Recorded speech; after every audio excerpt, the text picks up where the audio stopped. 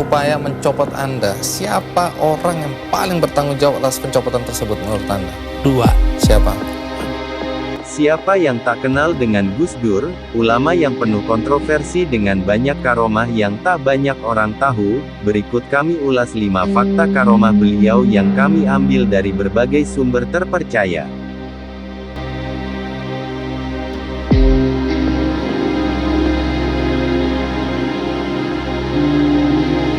1. Kisah makam Surya Memesa dan ziarah Syekh Ali Uraidi bin Imam Jafar Shadiq.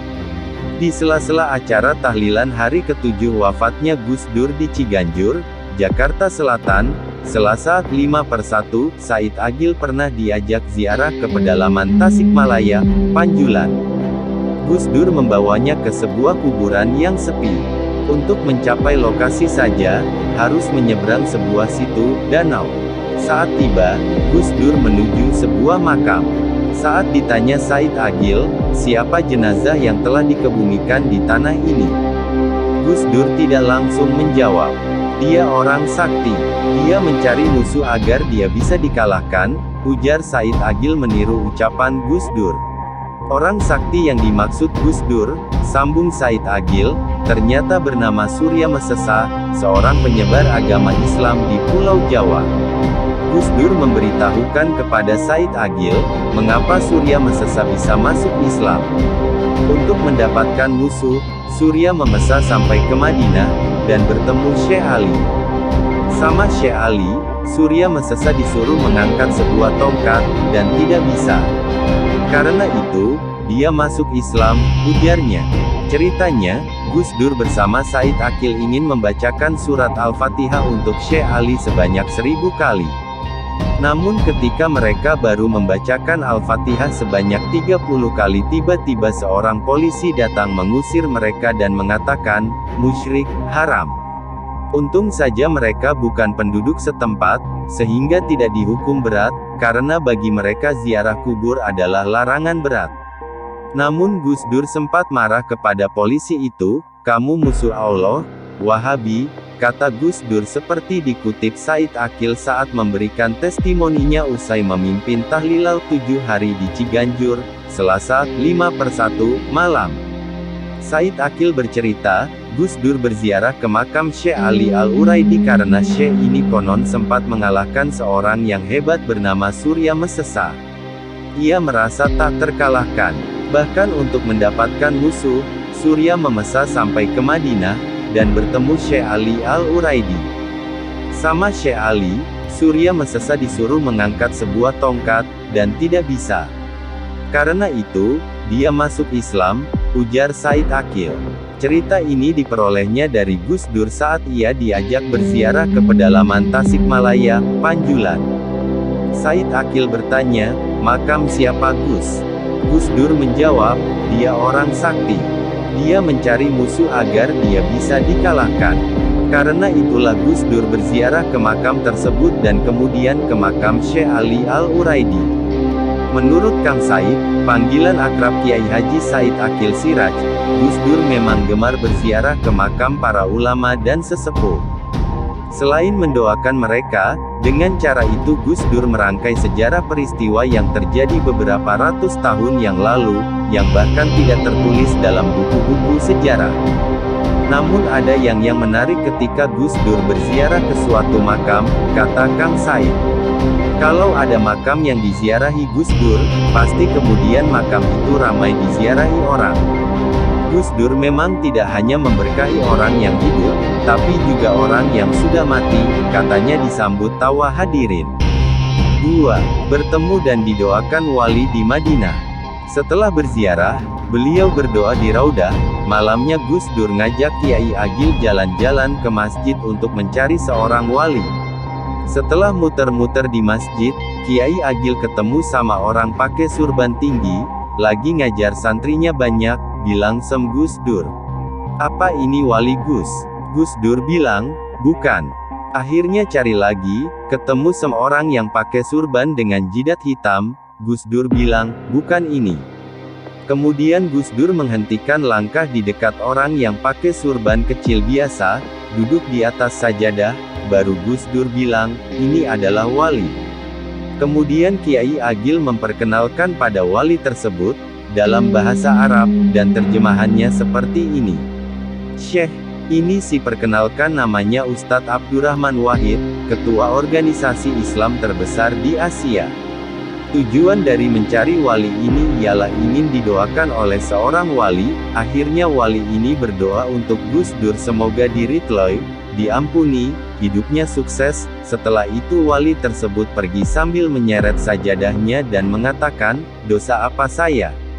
Sampai-sampai makom kedudukan saya diketahui oleh orang. Dalam sebuah atsar perkataan ulama-ulama, menyatakan bahwa, yang mengetahui kedudukan seorang wali adalah sesama wali itu sendiri. 3. Membuka langit. Semasa menjadi Presiden Indonesia, Gus Dur sangat rajin menjalin silaturahmi dengan pemimpin negara lain, satu kebiasaan baik yang telah dikembangkan sejak sebelum ia menjadi presiden kepada masyarakat.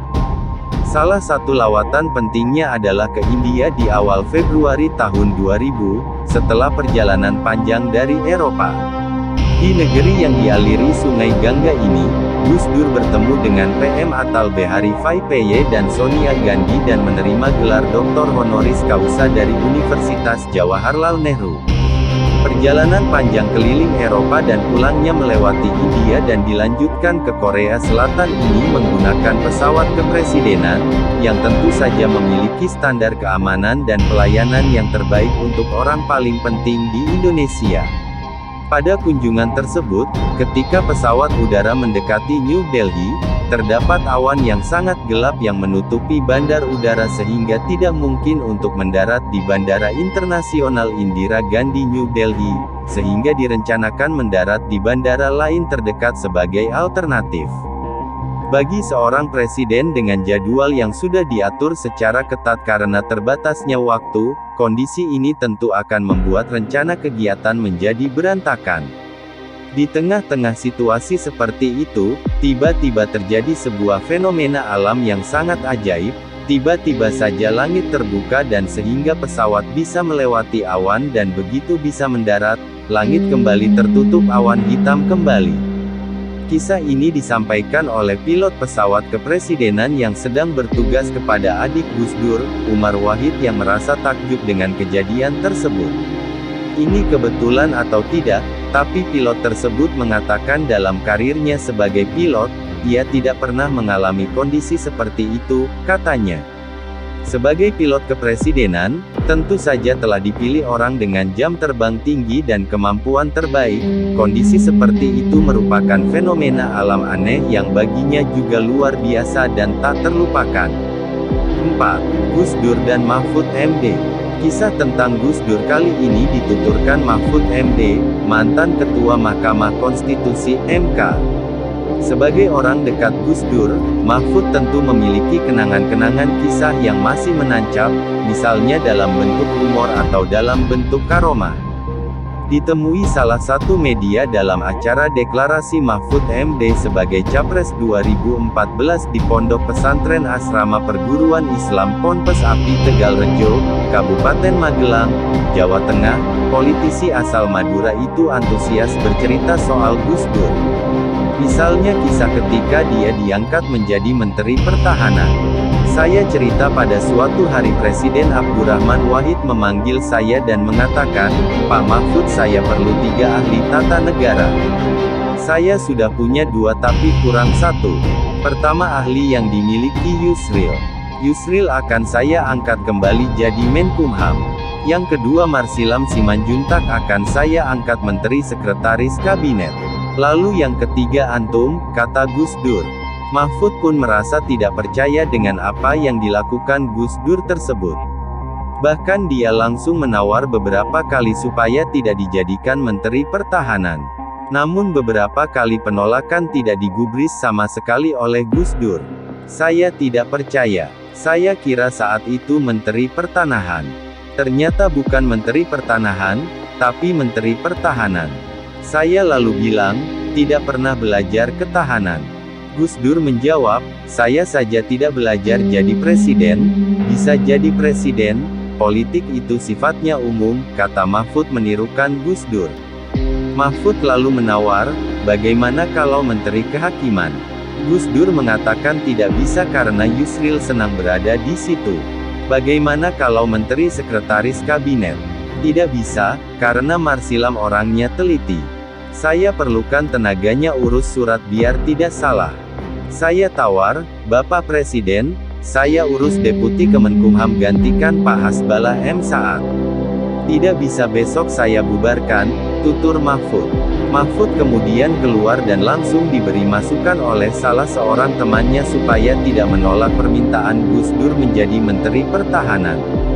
Namun, Mahfud menganggap penunjukan Gus Dur itu lucu dan aneh. Saya keluar, salah satu rekan saya bilang, "Antum kamu, jangan tawar terus kalau tidak mau tidak jadi menteri." Siap saya terima dan laksanakan. Itu pengangkatan lucu dan aneh.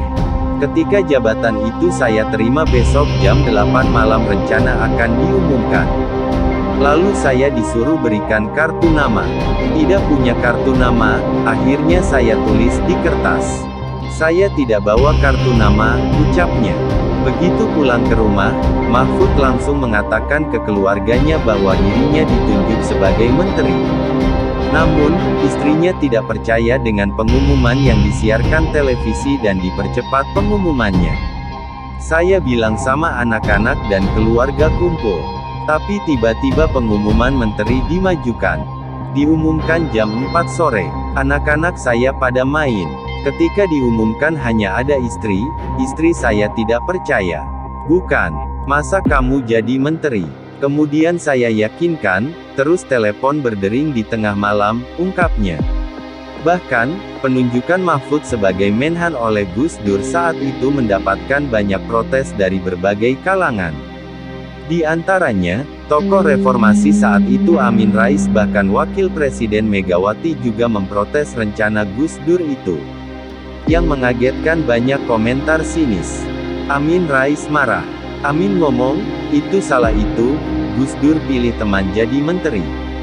Di mana-mana Menhan orangnya harus kelas dunia." Afan Ghaffar bilang, Mahfud jadi Menhan dia gali kuburnya sendiri. Megawati di berita gak setuju. Gus Dur bilang kemana wapres gak ada. Biasa kalau perempuan mandi ya pulang mandi. Menke Priyadi dan Mahfud MD yang diejek 2 hari. Gus Dur disalah-salahkan, ujar Mahfud mengenang. Mahfud kemudian mengundang rekan-rekan Ikatan Cendekiawan Muslim dari Madura yang diketuai oleh Dr. Malik Mardani yang kini menjadi Khatib Amsuriyah Nu didampingi Kiai Haji Sahal Mahfud untuk menyampaikan niatnya mundur. Selain itu, rekan dosen IAIN dan UIN juga saya undang. Saya bilang, "Mas Malik, saya buat kesalahan terlanjur jadi menteri bukan bidang saya. Meski saya sudah bersedia tetapi kasihan Gus Dur kalau diejek seperti ini.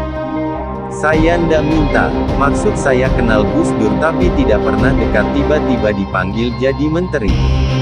Saya mau mundur saja, tidak didukung niatnya untuk mundur, malah diminta untuk tetap mempertahankan amanat yang diberikan Gus Dur."